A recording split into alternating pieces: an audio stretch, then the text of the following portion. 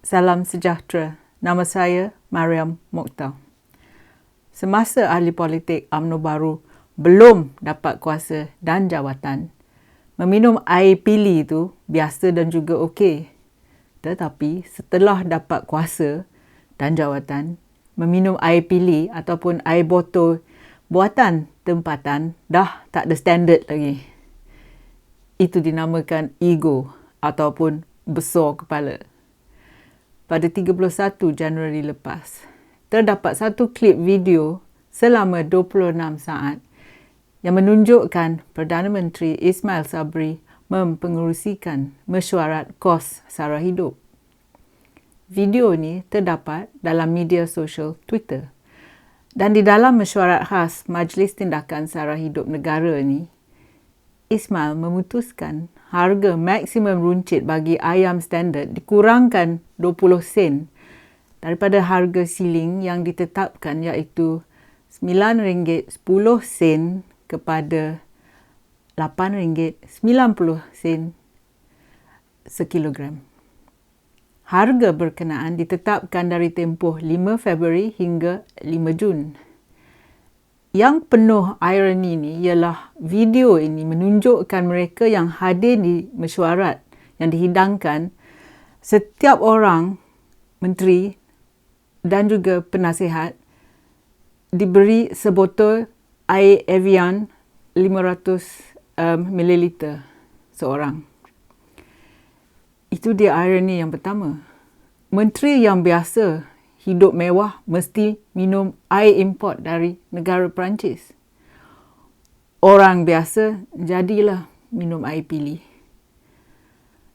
Anda sedar tak berapa kos satu botol air Evian ini?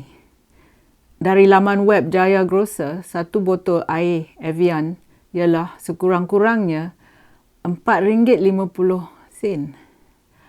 Air Evian ini ialah hasil daripada Perancis, syarikat Danone. Air Evian menyifatkan produk ini sebagai air mata, air semula jadi, mengandungi hanya elektrolit semula jadi dari pergunungan Alps di Perancis.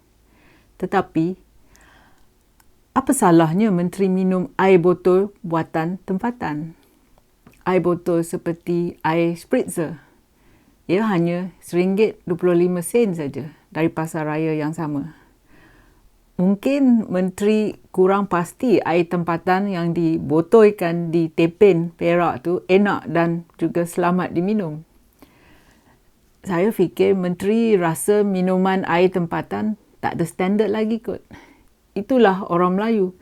Bila dah dapat pangkat dan kuasa, ego mereka terlalu besar. Sekarang ni, menteri dah biasa minum air Evian yang hampir 4 kali lebih mahal daripada air spritzer. Menteri dan penasihat ekonomi kerajaan terlalu lemak, terlalu mewah kerana mereka bukan guna duit sendiri. Yang bayar air Evian tu ialah anda dan juga saya. Kalau Ismail ingin menurunkan kos sara hidup, apa salahnya minum air pili yang telah dididih dan dituang dari jug? Ini lagi satu perkara yang tak masuk akal. Dalam mesyuarat khas tersebut, menteri telah memutuskan harga maksimum runcit bagi ayam dikurangkan 20 sen daripada harga siling yang ditetapkan. Kos dulu ialah RM9.10. Tetapi sekarang diturunkan kepada RM8.90 sekilogram. Harga berkenaan ditetapkan dari tempoh 5 Februari hingga 5 Jun.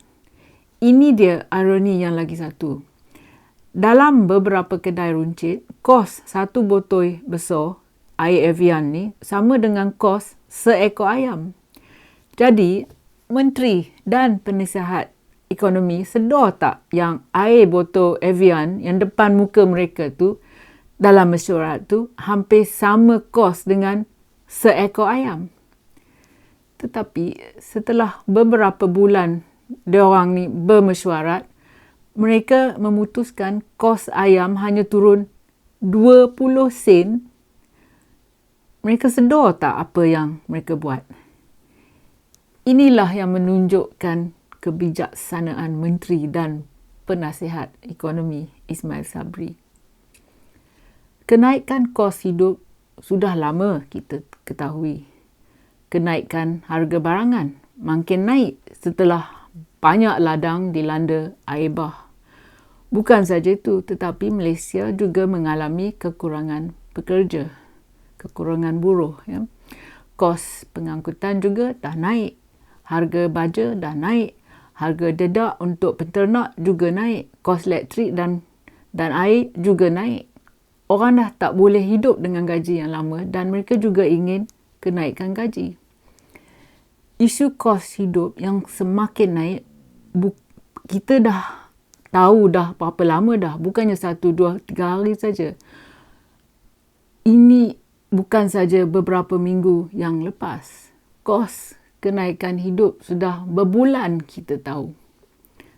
Bertahun kita tahu. Yang pelik tu, setelah selesai meeting berpuluh-puluh kali dan membuat berpuluh-puluh ucapan tentang kos sara hidup dan pertemuan antara pelbagai pihak kementerian dan laporan diberi ke surat khabar dan juga sosial media, Ismail Sabri hanya izin turun kos seekor ayam sebanyak 20 sen saja. 2 kupang saja. Ini macam pekerjaan gaji buta. Kalau macam itu, saya pun boleh jadi penasihat ekonomi dan menteri. Boleh pergi luar negeri, naik first class, duduk hotel mewah, pergi melancong bila habis kerja, minum air Evian dari Perancis, melawat tempat luar negara dan enjoy meronda sekeliling tempatan. Dan bila nak tolong rakyat, kata, turunkan harga ayam sebanyak 2 kupang saja. Ini bukan menolong rakyat, ini membebankan lagi rakyat. Adakah idea ini yang bernas dari penasihat ekonomi Ismail Sabri?